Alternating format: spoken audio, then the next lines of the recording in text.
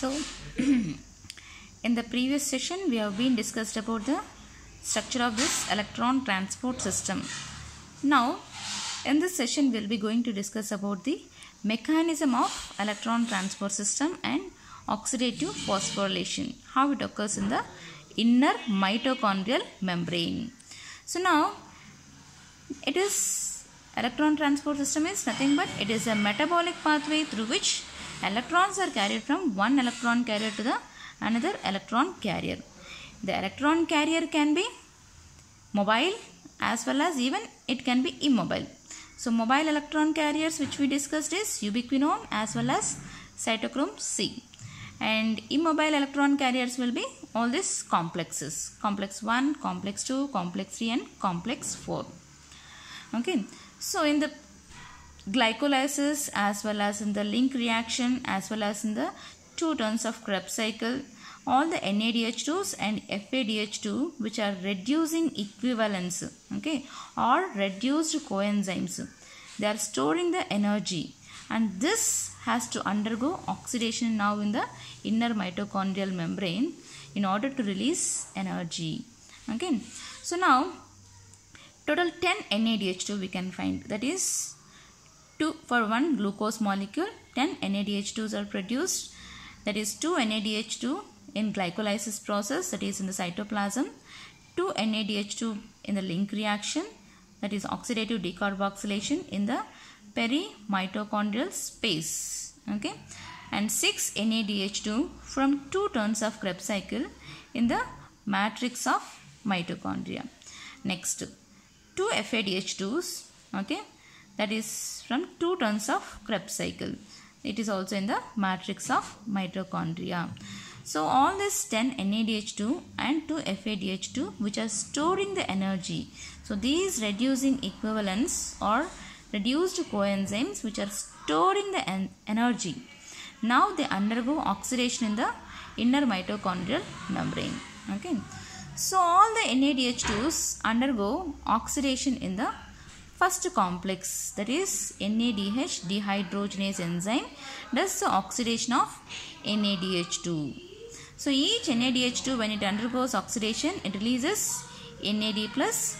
This NAD plus which will be further going towards the matrix for further reduction reactions. Okay. So this NADH2 when it is undergoing oxidation in the first complex in the presence of NADH dehydrogenase enzyme, it releases electrons. So those electrons will be accepted by FMN, that is flavimononucleotide in the first complex. So now after receiving the electrons, FMN undergoes reduction, that means FMN is reduced form now after receiving the electrons. So from FMN, again when it is undergoing oxidation, this FMN when it is undergoing oxidation it releases electrons. So those electrons will be accepted by iron sulfur protein. Okay, so from iron sulfur protein again the electrons will be passed up to the ubiquinone, a mobile electron carrier. So now when there is pumping of electrons in the first complex, there is even pumping of protons into the perimitochondrial space. So for every one NADH2, 4 protons which is in the form of energy is being released into the perimitochondrial space. So now ubiquinone, after receiving the electrons from iron sulfur protein, it gets reduced. So the reduced form of ubiquinone we call it as ubiquinol. This ubiquinol again undergoes oxidation and carries the electrons towards the third complex. So now third complex, okay, which is containing cytochrome B and cytochrome C1. So what is third complex? That is cytochrome C reductase. So from the ubiquinone, cytochrome B receives the electrons which will be again passed towards the cytochrome C1. So all these are heme containing proteins. So next from cytochrome C1 the electrons will be carried towards the cytochrome C, which is a mobile electron carrier between third and fourth complex. Okay. So now when there is pumping of these electrons towards these electron carriers, there is even passing of protons, that is pumping of protons towards a perimitochondrial space. So 4 protons will be pumped again in this third complex.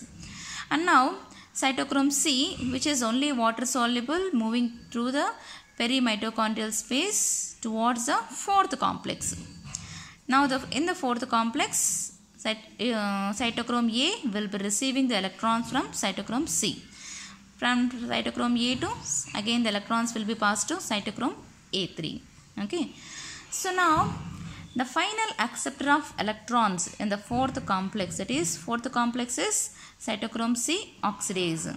So that is by oxygen molecule.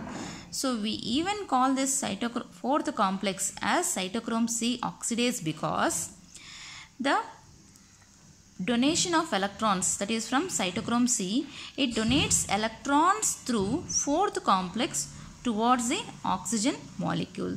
So we even call this fourth complex as cytochrome C oxidase. So after receiving the electrons, okay, oxygen molecule, which we even say it as final acceptor of electrons. Very important to note this, the final acceptor of electrons. Okay, so up to fourth complex only electrons will be transported. So the final acceptor of electrons will be oxygen molecule. So during the transportation of these electrons in the fourth complex, there is even pumping of protons. But here important to note that 2 protons will be pumped towards the perimitochondrial space, and remaining 2 protons will be sent towards the oxygen molecule in order to synthesize one water molecule, in order to release one water molecule. So the oxygen, which will be the final acceptor of these electrons, as well as it accepts the 2 protons and to release water molecule. So for every NADH2 molecule, one water molecule will be released. Okay. So this is up to electron transport, how it is occurring. And next, one more remaining reducing equivalent, that is 2FADH2. So when each FADH2 undergoes oxidation only in the second complex, because succinate dehydrogenase is in the second complex. So this does the oxidation of FADH2 and releases this FAD plus. So this FAD plus further undergoes reduction in the matrix region. Okay. So through Krebs cycle. Next, when FADH2 undergoes oxidation in the presence of succinate dehydrogenase, it releases electrons, but no pumping of protons in the second complex. Okay. So compared to NADH2, FADH2 is less energized. Okay. So this FADH2 after oxidation, it releases the electrons through second complex. It will be passed up to the ubiquinone. Now ubiquinone, which is a mobile electron carrier even for this also. So ubiquinone, which receives the electrons and gets reduced to ubiquinol. So now ubiquinol, which undergoes further oxidation, okay, and carries these electrons towards the third complex, that is to cytochrome B, and then to cytochrome C1, the electrons will be passed. So while again from cytochrome C, it will be passed up to the cytochrome C. Okay, from cytochrome C1, electrons will be passed to the cytochrome C. So now there is pumping of 4 protons into the perimitochondrial space. So 4 protons will be pumped in the perimitochondrial space, while there is transportation of electrons to cytochrome C. Cytochrome C, being a mobile electron carrier, it carries the electrons from third complex towards the fourth complex. So now the fourth complex is again same, cytochrome C oxidase. So as usual, it will be carried in the same manner to cytochrome A and then to cytochrome A3, and then finally the electrons will be accepted by oxygen molecule. So cytochromes of fourth complex along with heme, they also contain copper. Okay, so that is cytochrome C. Through cytochrome C, the electrons will be passed towards the fourth complex A, A3, and then finally accepted by oxygen molecule.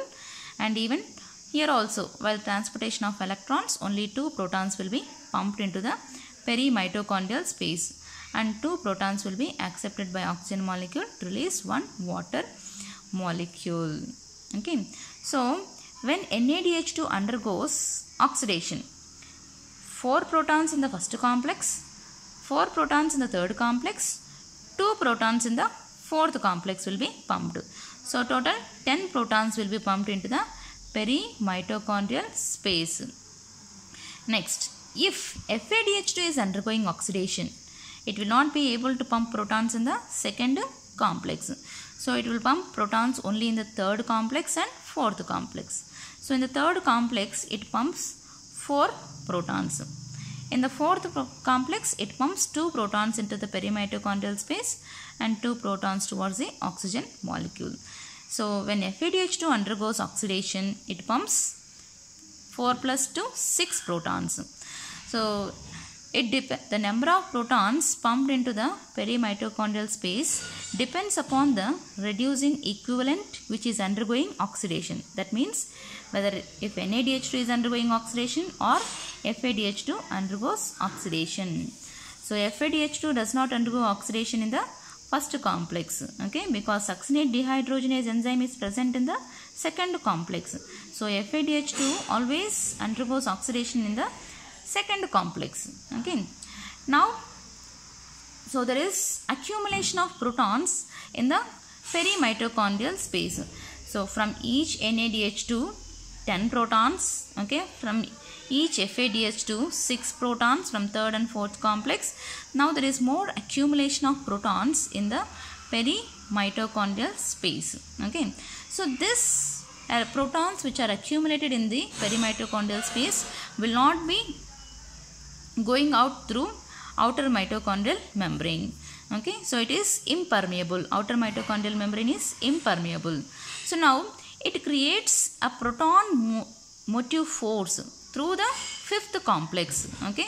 So that is electrochemical proton gradient is created, okay. Proton motive force is created through fifth complex.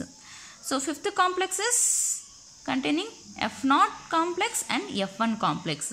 F0 complex contains around 10 rings of C rings, okay. So like this 10 C rings are present, okay, which are rotatory, okay.